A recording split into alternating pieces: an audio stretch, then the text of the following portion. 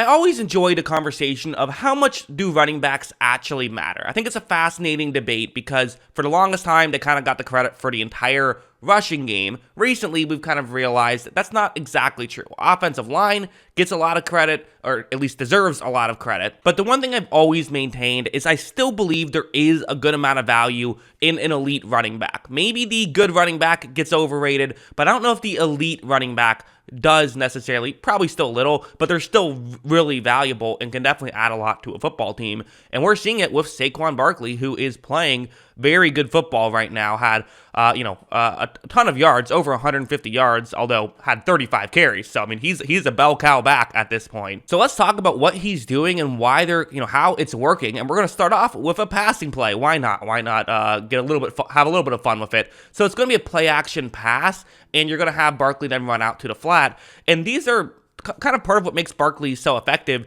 is sometimes when he doesn't even touch the football, right? Because you can kind of have the threat of Barkley. It forces teams into a single safety deep, like what the Texans are doing now, despite the fact that they don't love to do that. Granted, there's still ways you can beat the Texans regardless, whatever coverage they're playing, but still, getting them outside of the coverage they like, that's always good. But what happens is it can do two things. The play action can, A, get linebackers to move in, but right here, you see that it doesn't. The linebackers, okay, they moved in a little bit, but for the most part, played this pretty well. Well, now that you stayed further deep, well, okay, now it's pretty simple. Jones can just flip it to Saquon Barkley, and you have some room to run. Watch as you see that Jones flips the ball to Barkley, who ends up picking up 8 yards on that play. So a pretty decent gain. Again, nothing crazy. These aren't spectacular plays.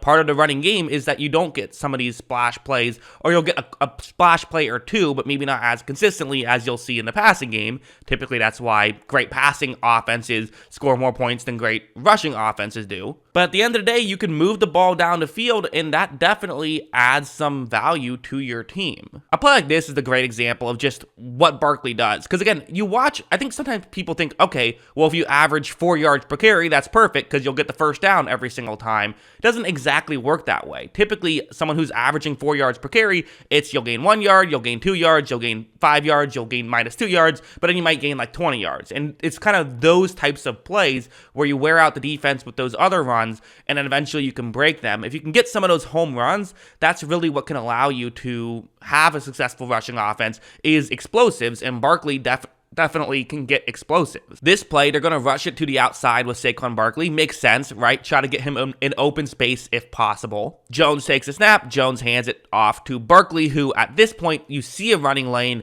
He's going to have to get through it quickly, and this is just where the acceleration of Barkley comes in. I always felt like Saquon Barkley never got enough credit for his acceleration. Again, the reason why this guy went second overall is because he is a complete halfback who has every facet of the game perfect, essentially. I mean, that's how you get drafted that highly. Watch as Barkley does just blow by everybody, and he is going to be able to get a big explosive there. So again, some of these plays, that's just a huge play in a football game of if you can get an explosive, that really does change the dynamic of a game. Like, on a typical drive, if you start at your own 25-yard line, if you just get like one, say, 25-yard play, well, now your job is a lot easier. You probably only have to get one more first down to get in field goal range at that point, and only a couple more first downs to get into the end zone. So it just makes your life a lot easier as an offense if you can get those, and Barkley can get those. Like, this is another good play, I feel like, of just, again, a solid run. These aren't huge plays. These aren't, again, how valuable is this? You can be the judge, but they're still very impressive plays from Saquon Barkley, where you see the blocking concept on the screen. Jones takes the snap, he hands it off to Barkley, who at this point, where should he try and run? I think a lot of backs might actually try to get to the outside, but that's going to be tough. I think the contain guy for Houston doing a pretty good job at being in position to make a tackle on Barkley if he has to. So here, Barkley's just patient, uses footwork, and squeezes through the gap that was available, and is still able to pick up, again, 8 yards on that play. I do think a lesser halfback probably only gains 1 or 2 yards. And listen, the difference between a 2nd down and 2 and a 2nd down and 8, doesn't feel like the biggest deal in the world, but it's obviously a deal. And when you're getting 35 carries, if you can kind of flip, 10 of those to being situations like this, there's absolutely value in that if you're a run-heavy team, having a very good running back. Again, some of the more exciting plays might be closer to stuff like this, where, again, you see the blocking concept on the screen.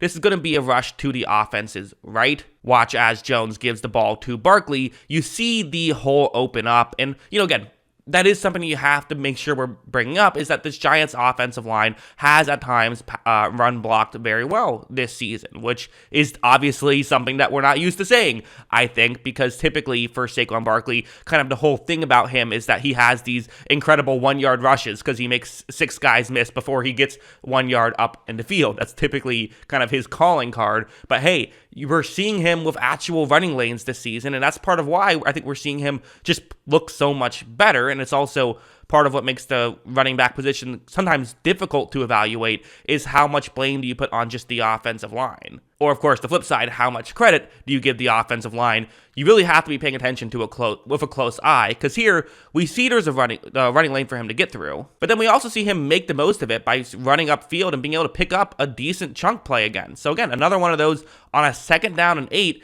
The running lane worked, so he was able to get through regardless, but let's say that running play doesn't work. Well, now you're in a 3rd down and relatively long. That's a tough situation, only up by 4 points with 6 minutes left in the 3rd quarter, but being able to pick up this explosive, not just getting the 1st down, but actually gaining some more yards past that, getting to a 45-yard line, that's a big swing in a football game. It really is. And of course, then there's stuff like this, turning negatives into positives. This is always what you want to see a running back be able to do, and Saquon Barkley seemingly always does this. Every game, you'll see him have a handful of these plays.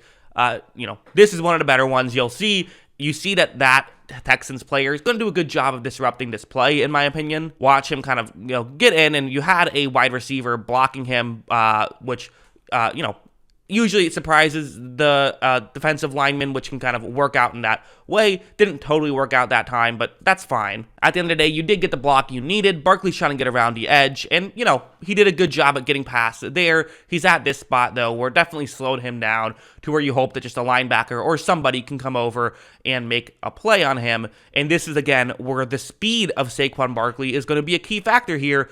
Also, one of those things that, doesn't get talked about enough with Barkley is that he is a very fast player. Watch him really just blow by everybody, and he is going to be able to pick up, again, another explosive there. So, while these aren't maybe necessarily the biggest highlight reel level plays of his career, part of that is because he has a lot of really exciting highlight reel level plays, so that's an element of it. But these are still very important plays, and again, in a game where clearly the mindset was we're going to run the ball a ton and try to win the football game that way, having just a decent chunk of these types of plays sprinkled in, that's what kind of can be the difference sometimes in a football game, is stuff like this. So, again, how valuable is Saquon Barkley? To answer that question, he's very valuable. He adds a lot to this Giants team.